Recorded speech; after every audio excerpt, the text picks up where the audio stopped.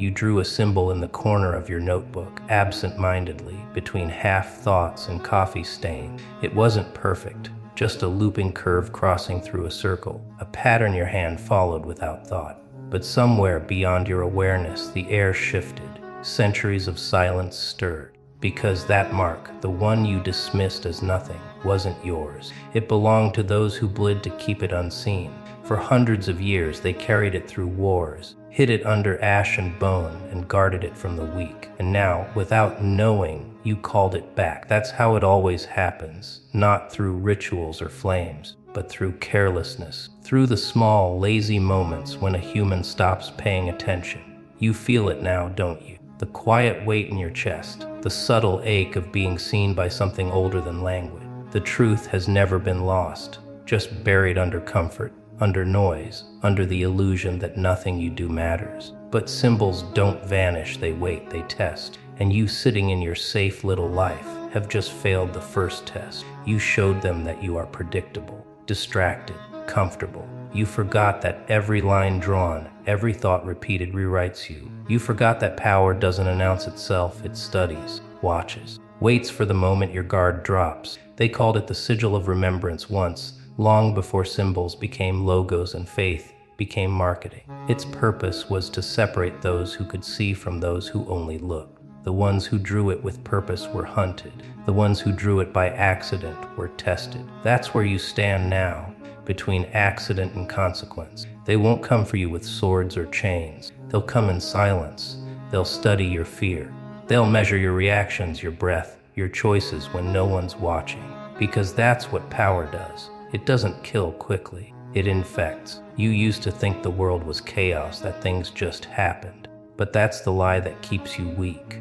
There's design in the disorder. Every betrayal, every failure, every sudden loss, it's a pattern etched in the same geometry as the symbol you just drew. You were supposed to forget. You were supposed to follow orders, to blend in, to smile when told. Instead, your hand remembered, and now the old world looks at you again. Do you feel the gaze behind you? That whisper you can't explain? That's not paranoia. That's awareness. The kind you were never meant to develop. Weakness has always been your comfort zone, thinking you could exist without consequence. But drawing that symbol changed something. It exposed your illusion. It told them you were still asleep, still untrained, still ruled by distraction. Power does not tolerate the undisciplined. Every second you waste on comfort, they tighten the leash. You've been living under their design, trained to chase pleasure, drown in validation, and call it freedom. But you just cracked the mask, and that's why you feel unease. It's the world's reaction to your awakening. You think you're safe because you're ordinary. But ordinary is the camouflage of prey. They used to say the greatest threat isn't evil, it's comfort. It's the man who never questions, the woman who never fights back, the child who grows up believing the cage is natural. That's what you were meant to become, predictable, harmless. But now you've touched what they've hidden, and the illusion is breaking. The notebook is still there, the mark's still drying, and you can almost sense it breathing, quietly watching, waiting to see if you'll rise or retreat. Because this isn't about ink or paper. It's about what you just told the universe without speaking. That you are ready to remember what it takes to be dangerous again. Weakness doesn't announce itself, it whispers. It settles in the soft corners of your comfort, wearing the face of peace. It tells you to rest a little longer, to wait until you feel ready. You obey, and in that quiet obedience it grows. You think you're safe because nothing hurts. But safety is a lie that feeds on your potential. The ancients called it the slow death, the erosion of will disguised as balance. You've seen it in others, the eyes that once burned now dulled, the shoulders once upright now caved beneath invisible weight. That's what comfort does. It kills the fire and calls it calm. Weakness begins as convenience. The missed opportunity you justify. The easy answer you take instead of the right one. You let your hunger fade, thinking peace is progress. But hunger is not your enemy, it's your compass. Each time you ignore it, you carve another scar into your discipline. The mind records it all. Every compromise, every delay. Every time you say, tomorrow, your brain learns that pain can be avoided. And that lesson becomes law. until your dreams decay into decoration, just sketches in the notebook of someone who once meant to fight. They say the strongest prisons are built from silk, not stone. Yours was spun from comfort, the soft applause of mediocrity, the illusion that being liked equals being powerful. But weakness is an artist. It paints you as noble for settling, humble for hiding, loyal for staying small. It rewards you with peace in exchange for power. And you take it because it feels good, because the world told you comfort is success. You didn't notice the exchange. You just stopped growing. It's betrayal, isn't it? The kind that doesn't come from others but from within. The voice that promised rest, not realizing rest becomes rust. You betrayed the version of yourself who used to crave the impossible, the one who didn't need applause, the one who stayed hungry when others slept. That version is buried under layers of convenience and denial, waiting for you to dig him out. But to reach him, you'll have to bleed, because weakness doesn't leave quietly, it fights to stay. Every society profits from your softness. They keep you scrolling, waiting, consuming. They feed your ego just enough to keep you docile. They make weakness fashionable, so you'll never rise high enough to threaten them. You're taught to call your fear boundaries, your hesitation self-care, your submission gratitude. But truth doesn't comfort. Truth cuts. It tells you that no one is coming to save you, that no one respects the one who doesn't fight for their own mind. You either master your weakness or you become its disciple. Weakness isn't loud, it's elegant. It dresses in rational thoughts, polite smiles, stable incomes. It tells you you've done enough when you've barely begun. It gives you small victories so you stop seeking war. But power was never found in comfort. Power was born in hunger, in solitude, in the nights where no one clapped and no one saw. You must return there, to the silence where you once forged yourself. Because silence isn't emptiness, it's where the predator waits. If you listen closely, you'll hear it even now, the echo of what you were meant to become. Beneath the excuses, beneath the layers of calm, a pulse, a vibration. The symbol you drew wasn't random. It was a memory of strength trying to wake you up. Weakness made you forget, but it cannot erase the mark that power left inside you. The question is no longer what broke you. The question is, will you stay broken? They told you the world was fair, that if you smiled enough, waited long enough, obeyed enough, you'd be rewarded. You believed them, didn't you? You believed the voices that wrapped chains in comfort and called it safety. You nodded when they said, "Be patient, your time will come." But their patience was poison. Their words were the script of a trap written centuries ago, designed to keep your mind soft, compliant, predictable. They don't need to cage your body anymore. They only need you to believe you're free.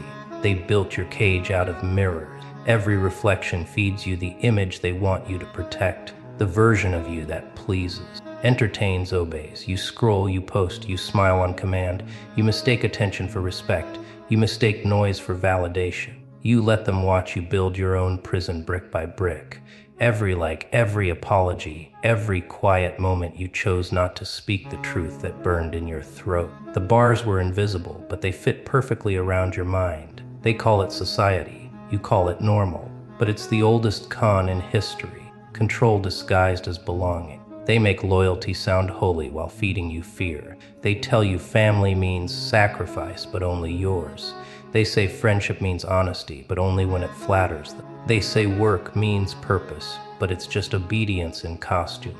They've turned your ambition into entertainment for people who never risked anything. Every rule you follow keeps you small enough to serve their comfort. Even your emotions are leased to them. They decide when you should be outraged, when you should feel shame, when you should apologize. They make you fight for causes that never change anything. They feed you heroes and villains, so you never notice the real puppeteers sitting behind the curtain, sipping quietly while you burn yourself out, proving your worth to ghosts. You are not weak because you fell for it. You are human. But now you know, and knowing is dangerous. You start seeing the pattern, how comfort was never kindness, how approval was never love. Every compliment carried a hook. Every good job came with an invisible leash.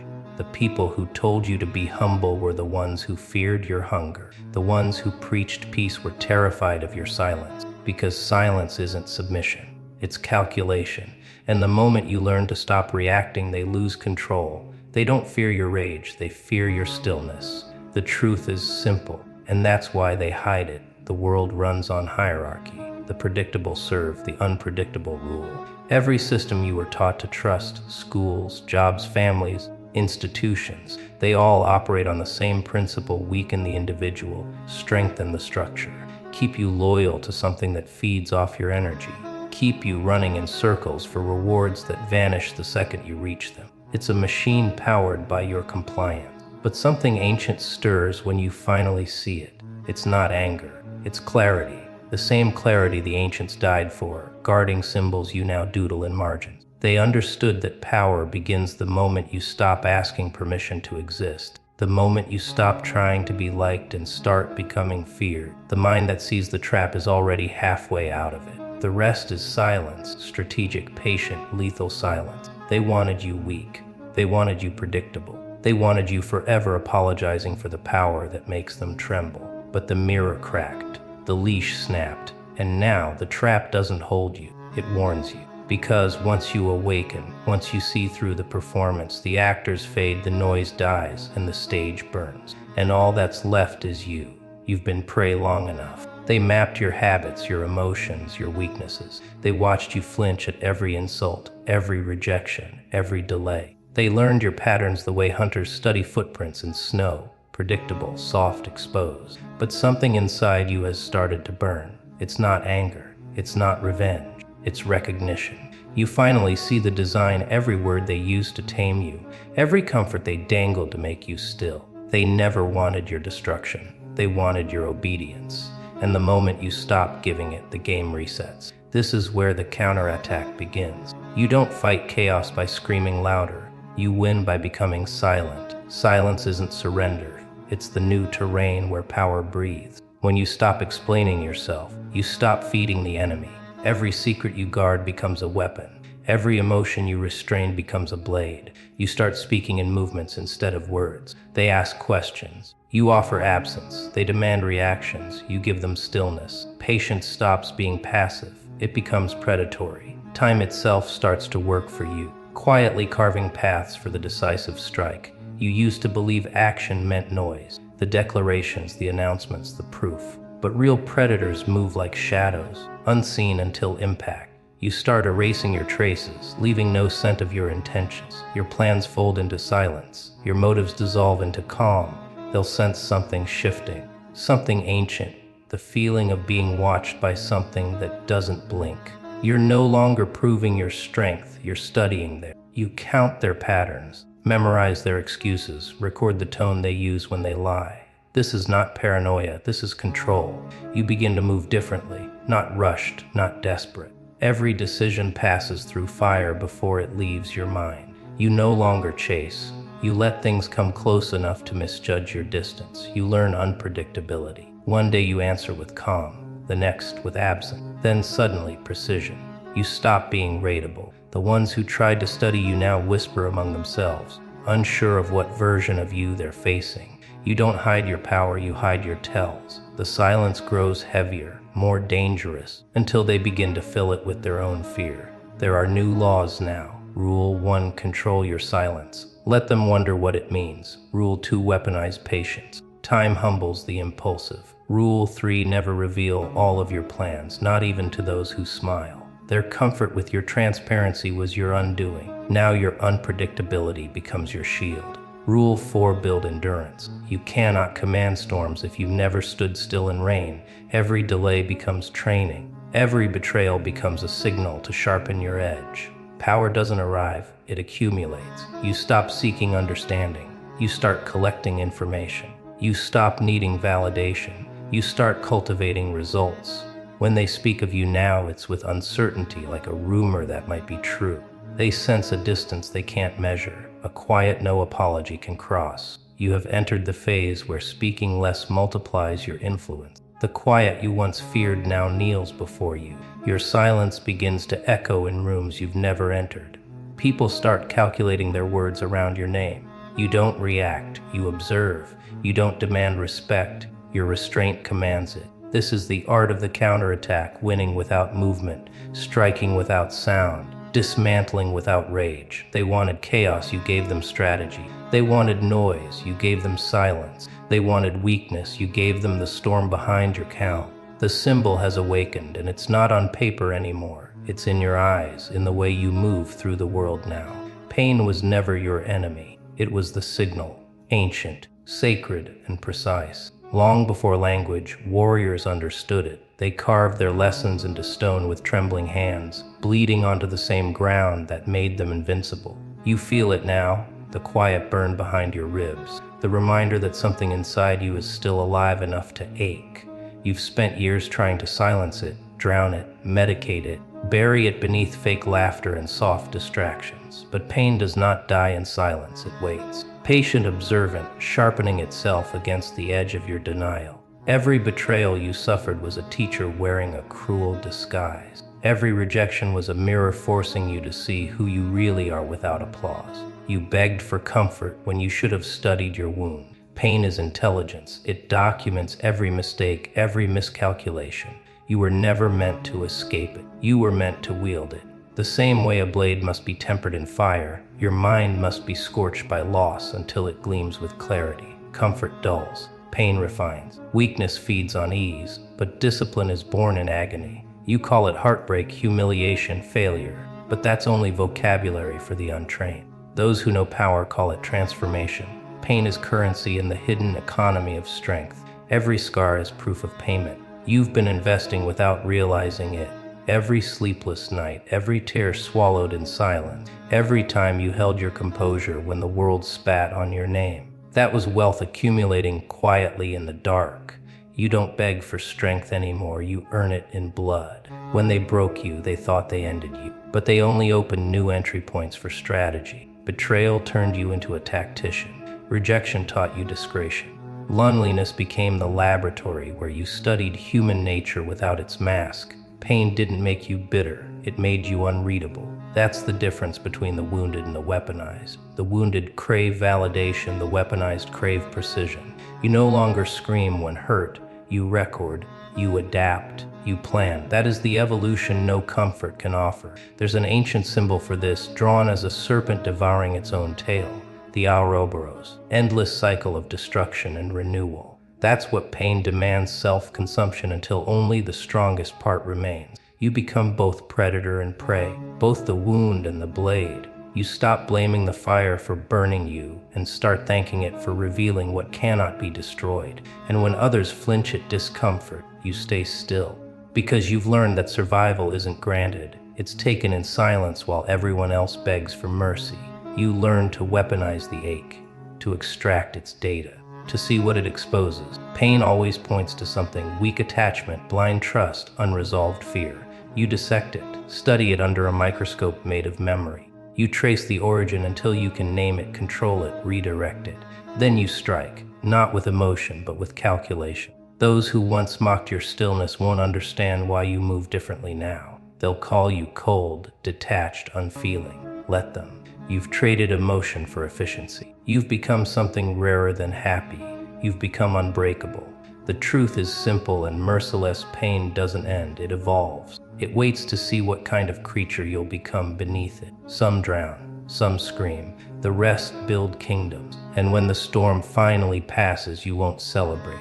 You'll simply stand there, quiet, watching the ruins burn, knowing that the fire inside you learned to burn cleaner than the one that tried to consume you. Because now, pain isn't happening to you, it's working for you. And every scar on your body, every betrayal etched into your soul, whispers the same prophecy: you were never meant to heal. You were meant to ascend. They told you to stay kind, to stay small, to stay predictable. And you did, until the world bled you dry. Until the smiles turned into silence and the hands that promised loyalty let go the moment your usefulness expired. That's when something ancient woke up inside you. The part that watches instead of speaks. The part that calculates instead of forgives. The predator was never created, it was uncovered. You feel it now, behind your eyes, quiet and unblinking, measuring the world not by morality but by motion. Every move becomes information. Every silence becomes data. You stop needing to be understood, because understanding is a luxury of the prey. You used to react, now you study. You used to explain yourself. Now you let the silence speak. When they insult you, you don't defend. You observe how they reveal their insecurities through the cracks in their voice. When they betray you, you don't rage. You make a note of what they fear losing most. The predator never wastes emotion. Emotion is noise, and noise is weakness. You become still. Stillness terrifies the chaotic. It exposes their instability. You let them talk themselves into confession while you say nothing. You've learned that the most powerful words are the ones you don't say. Control isn't about volume, it's about direction.